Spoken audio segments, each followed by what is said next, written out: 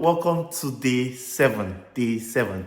Um, I hope you have been joining us from day one, day two, day three, day four, day five. What an amazing time! And this is our first pre-recorded session, day seven, right? And today we're looking at custom formatting and data validation, right? And a very important element in data preparation and data cleansing. So I'll give you a few minutes. We're going to be using a file from onyekaogu.com /library. Go to onyekaogu.com /library. You see a file, save that under the 31 day marathon folder, you see a file saved as the 5 to the 10. So I did the same file, workbook file, to practice and go along from day 5 to day 10, right? Having this downloaded would help you work with me, right? And also practice on your own, right? As you go through data validation and custom formatting, right? I hope I'm giving a few minutes for us to get that downloaded. Make sure you can pause this video, click on download it and come back. Right. So I believe we'll all have that downloaded. Let's go into the class and I'll see you after that. So the first thing we look at today is data validation.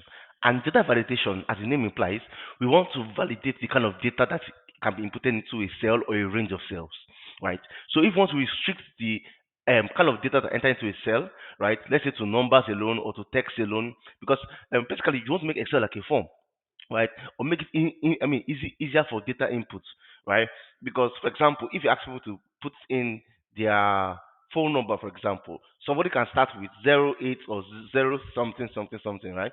Another person can start with plus blah blah blah. Right, another person can just start with 8 or 7 something something something. Right. So if you want to restrict the kind of data you're looking for, because if you allow people to put in any kind of data, right, you waste so much time trying to clean it to the exact format that you which you want it, right? So you can restrict the kind of data that enter into a cell, right? And that will use data validation. To get data validation, you go to your data tab, right? Under data tab, we have data tool section. In data tool section, you will see this, right? This will call data validation, right? And if you read the syntax there, it says pick from a list of rules to limit the type of data that can be entered into a cell, right? So let's let's let's just explore it. For example, if you click on this, right, I click on data validation, right, and you can see there's a drop down here, right? So validation criteria at the moment is any value. That means any value can be entered into this cell, right? I can restrict it to a whole number, and what it will do is that it will restrict what I have inside here to a whole number, and I can even say, oh, whole number between 0 and 50, right? So if you put 51 or 50, nothing will happen. It will Excel will give you a an error message, right? And you can put an error message here, right? Um, so it can be decimal, it can be a list, it can be date and time, it can be text length. So say, oh, you don't want your text. I mean, any text I put into this cell should not be more than 50 characters or 70 words. I mean, you can limit that, right? But today, what I want us to look at is how to use this as a list, right? So in case you want to do like a drop down, right? So for example, let's say we have these stores and we want to put in their product groups, right? And the product groups is that drinks or chocolates, right? So we have a list here, drinks or chocolates, right? Drinks or chocolates, right? This is the product group, right? So we want to limit anything we have here into drinks or chocolates. So you either input drinks or chocolates. So what I will do is that I will highlight the cells that I want to put my data validation. I go to my data tab. I go to my data validation. Next thing I click on is I click on list, right? Validation criteria. So what I want is a list, right? So Excel is asking me where is the source of my list, right? So where is the list that you have, right? So to use list, you need to have a list somewhere, right? So I click on this arrow bar here, right? And it's asking me to select my list. My list is just two. I have just drinks and chocolate, right? So I highlight drinks and chocolate and I click on this again, right? So you have selected my drinks and chocolates, right? I've put in, I mean, by default, Excel will, ignore any blank and it will include an incel drop down, right? By default, and you can deselect it if you want it, right? So if I click on OK, right, what you notice that I don't know if you can see my screen, but there's a drop down menu that appears, a drop down button, action button that appears on all these cells. And what happens is that I can now put chocolates, drinks. I can select what I want, right? I can just check chocolates or drinks, right? So pretty much that's how you use that validation. So you can validate, you can then restrict it to a number, restrict it to a text, restrict it to a list, a decimal, text length, as the options go as far as you can. Right. Next thing we'll be looking at today, the second thing we'll look at today is custom formatting.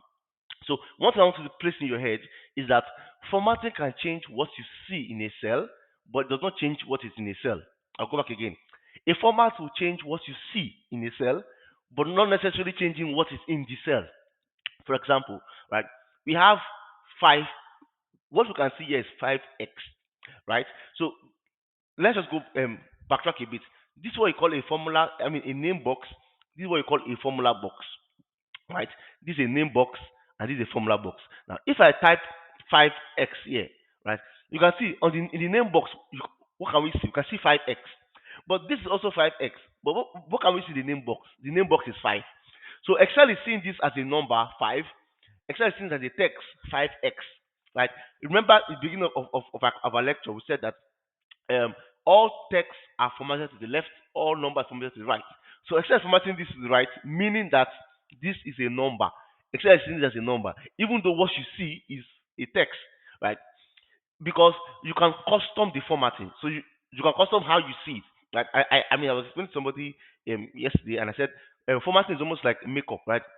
You can change what you see, but not necessarily change what it is, right? So now let's go. How do we change? I mean, let's assume we want to we're working with people in a class, right? And let's say we have five girls, I mean 5 boys and 7 girls, for example. I want to change this formatting so that we know this is the gender, right? And we want to know, I mean, we want to say that there are 5 boys and there are 7 girls. That's what we want to show. Right? Putting 5 and 7 works is nice, but I said formatting like makeup to elevate it, right? To make it more presentable. Right? I want to make it 5 boys, right?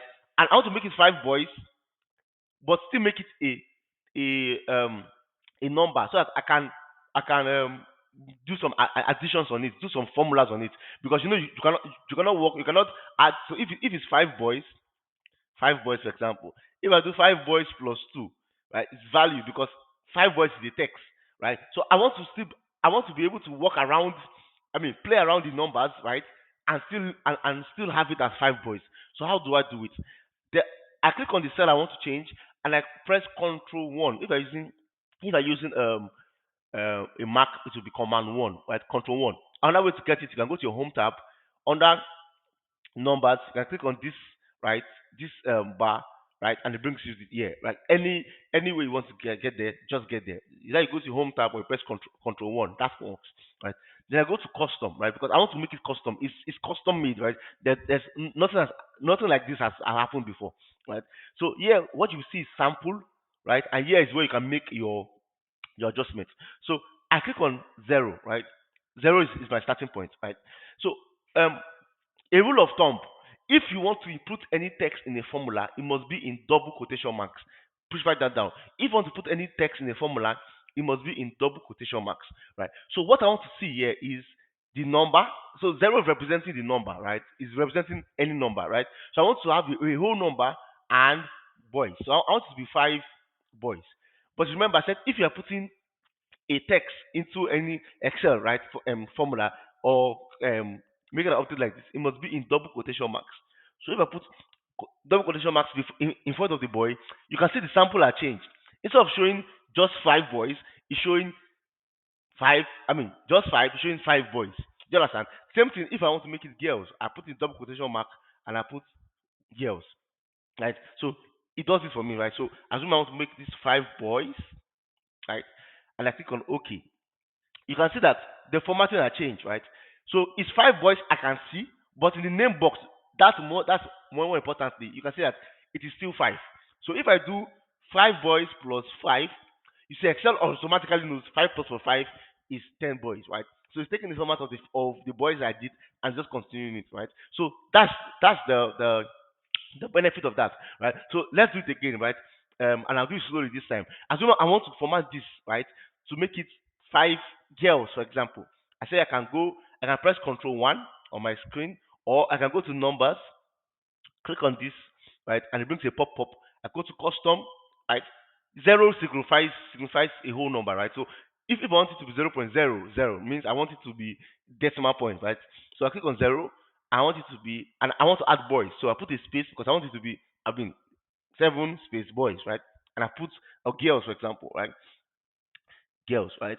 But you can see that it's not, the sample is still showing 7 because I said to put a formula to put text into a formula, right? You have to put it in double quotation marks. I put my double quotation marks in front of my girls alone because girls is the one that is a text, right? So Excel has said, okay, that is a text, right? So he has done that for me, and I click on OK, and voila, I have my text formatted, right? So I've custom formatted it to a way that suits me, right?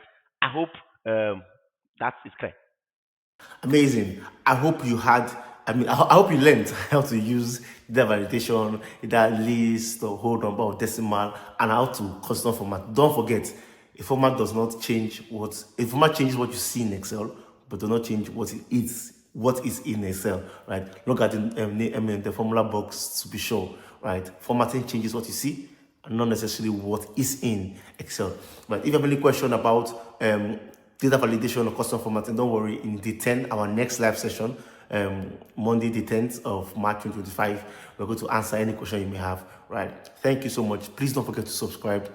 It's a form of validation, right? And let us know that we're actually doing that you're actually watching this video, right? And we know that we're interacting with you, and even see content like this, right? And most of our weekend sessions will be through this medium, so make sure you subscribe and press the notification button so you will know when videos will be uploaded, right? Also, day 1 to day 6 videos will be uploaded very shortly, right? So if you subscribe, you'll be on the first of people to know. Thank you so much, and I see you tomorrow.